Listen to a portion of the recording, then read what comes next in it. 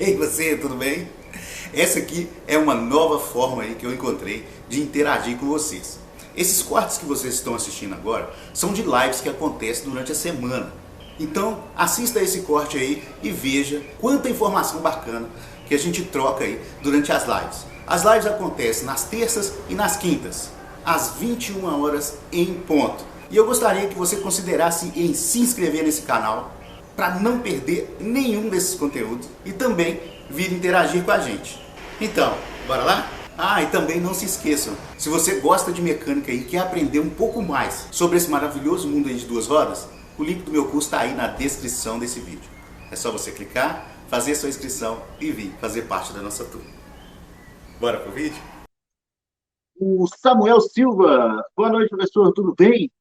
Manda um salve aí. Sou de Guariba, São Paulo, aluno do seu curso top de mecânica de motos. Um abraço. Ô, Samuca, um salve para você aí, tá? Fico feliz que você esteja gostando tanto aí do curso, tá? Muito obrigado por compartilhar com a gente aí. Um salve para você aí, para todos de Guariba, São Paulo. Muito obrigado. O Cadete Santos. Desculpa se eu li seu nome errado, tá? Amigo, mandei trocar a corrente de comando da minha Pop 110, mas ficou um barulho na hora que acelero. O que poderia ser? Ó, vamos lá. Se trocou só a corrente de comando, tá? E tinha barulho, o mecânico identificou aí que seria barulho de corrente de comando mesmo.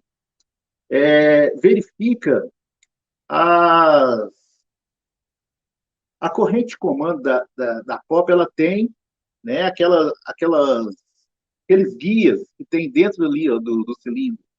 Se não tem desgaste nos guias, entendeu?